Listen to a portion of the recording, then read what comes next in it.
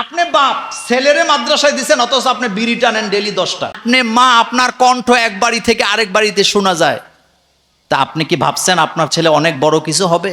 মাদ্রাসায় ভর্তি করাইলে যত বড় লোক হোক, আগে প্রিন্সিপাল হোক বা কমিটির লোকের কাছে যায় বলবে আমার ছেলে ভর্তি করামো, কত কমাইবেন আগে বলেন। আপনারা যারা অভিভাবক আছেন, ছেলে মেয়েদের উপরে রাইগা অনেক সময় অনেক মাইকটের দেয় না মা বাপে, এটা কখনো করবেন না।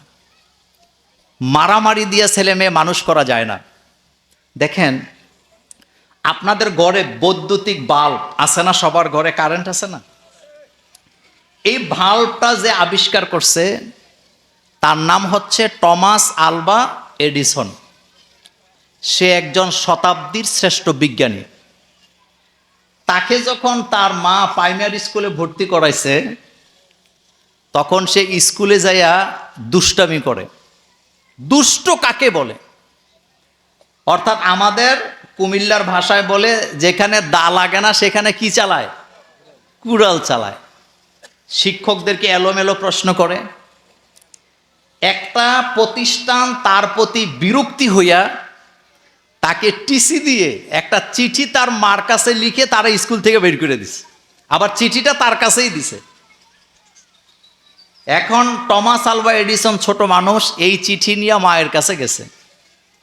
মা চিঠি হাতে নিয়ে দেখেন তার বাচ্চা অতিরিক্ত দুষ্টামি করার কারণে তাকে স্কুল থেকে বের করে দিছে। আচ্ছা বলেন তো, আমাদের দেশের মা যদি হইতো, বাপ যদি হইতো, দুষ্টামির কারণে যদি মাদ্রাসার দিকে তাকে বের করে দিত, ওই মা কি তাকে আদর করতো না ধরে পিড়াইতো? শুধু পিড়ানি না, ওই যে আপনার গ্রামে যে রান্না করে আগুনটা লাড়া দিয়ে, এটারে কি বলে? হ্যাঁ, খন্তি বলে নাকি? এটা দিয়ে পিড়াইতো কিনা বলেন তো আপনারা? এবং 10-12 দিন অন্তত ঘরে জায়গা দিত না, যে তোর মতো অমানুষ আমি চাই না। কিন্তু আপনি আশ্চর্য হবেন, মা চিঠি দেখে চোখের পানি ফেলতেছেন, কাঁদতেছে। ছেলে বলতেছে, মা তুমি কান্না করতেছো কেন? এই চিঠিতে কি লেখা? দেখেন মায়ের কৌশল। মা বলতেছে, বাবা এই চিঠিতে লিখছে তুমি অনেক ভালো ছাত্র। কথা কি শুনতেছেন? তুমি অনেক ব্রিলিয়েন্ট, ভালো ছাত্র। তাদের স্কুল তোমার জন্য উপযুক্ত না, তারা তোমাকে পড়াতে পারবে না। এই জন্য তারা আমাকে বলছে এর চাইতে ভালো একটা প্রতিষ্ঠানের জন্য তোমারে ভর্তি করাই। কথা শুনেন, মনে রাখেন কথাগুলা। এ কথা বলে মা চিঠিটা রেখে দিছে, ছেলেকে আরেক জায়গায় ভর্তি করাইছে। কালের পরিবর্তনে এই ছেলে শতাব্দীর শ্রেষ্ঠ বিজ্ঞানী। 1086টা তার আবিষ্কার।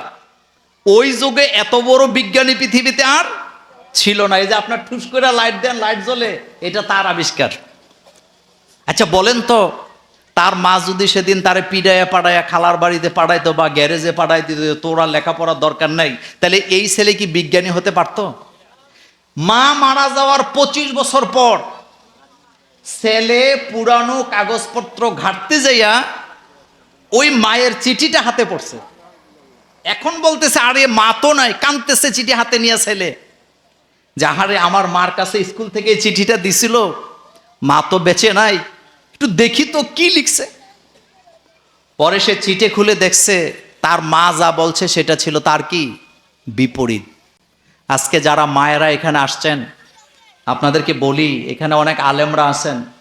ইমাম বুখারী ছোটবেলা বাপ হারাইছে, মা তাকে মানুষ করার জন্য আলেমদের ধারে ধারে ঘুরছে।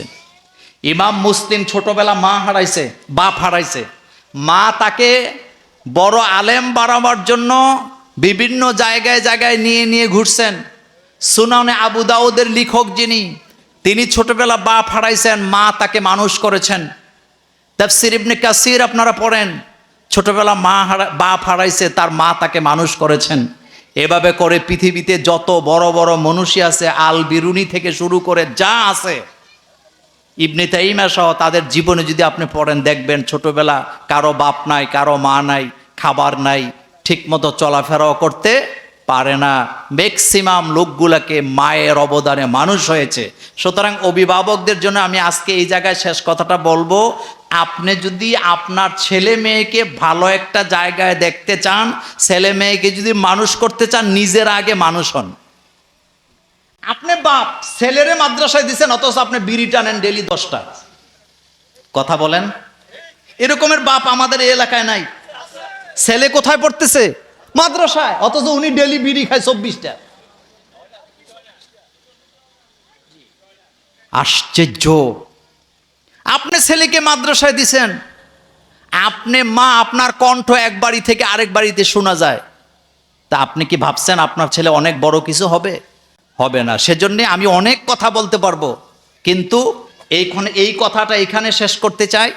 অভিভাবক হিসাবে আপনি আগে নিজেকে সংশোধন করেন, আপনি দেখবেন আপনার ছেলে একদিন অনেক বড় হবে। দেখেন, অহংকার করছি না, আমি আমার ছোটবেলার একটা ঘটনা বলি।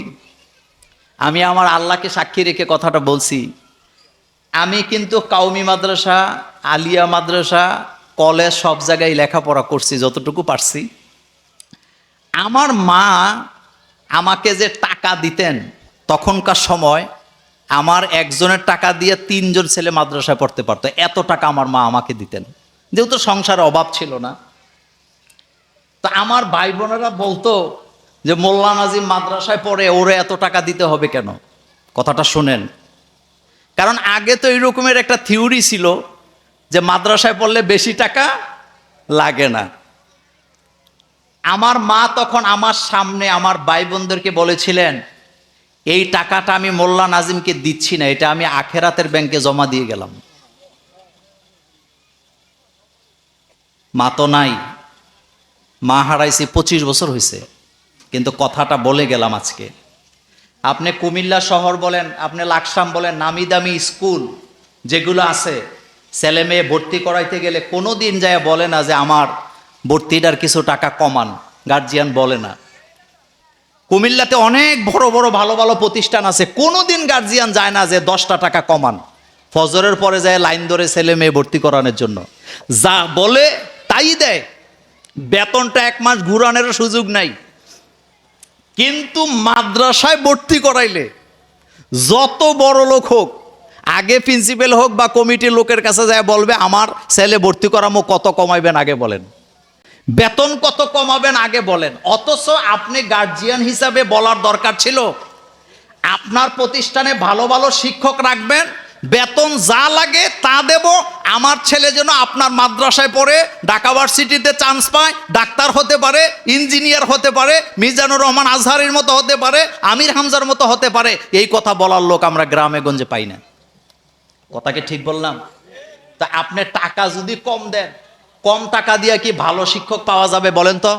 আবার মনে মনে কইেন না যে মোল্লা ভাই আইছে, তারা বোধহয় হুজুরে কই আনছে এগুলো বলার জন্য না। আপনি বলেন, কম টাকা দিয়ে কখনো ভালো শিক্ষক পাওয়া যাবে? আর ভালো শিক্ষক না পাইলে ভালো ছাত্র পাওয়া যাবে? এই যে আপনারা দেখেন অনেক ছেলেরা সারা পৃথিবীতে ফার্স্ট হয় কোরআন তেলাওয়াতে, এরা কি এতিমখানায় পয়রা বড় হয়েছে নাকি? আপনি খোঁজ নিয়ে দেখেন তো কত টাকা এদের পেছনে ব্যয় করছে লোকেরা। সুতরাং এই জায়গায় আমার কথাটা শেষ। আপনাদের প্রতি অনুরোধ, আপনি আপনার ছেলে মেয়ের প্রতি কলিজা খুলে খরচ করতে শিখেন। মাদ্রাসায় যায় বলবেন ভালো শিক্ষক রাখেন। এই যে আপনাদের পরিবেশটা আমার কাছে খুবই ভালো লাগছে, চমৎকার পরিবেশ। যদি একটু সাজিয়ে গুছিয়ে প্রতিষ্ঠানটা করতে পারে, আপনারা যদি সহযোগিতা করতে পারেন, আমি আপনাদেরকে বলে গেলাম ইনশাআল্লাহ এখান থেকে অনেক বড় বড় আলেম, অনেক ভালো মানের ছেলে মেয়ে বের করতে পারবেন ইনশাআল্লাহ।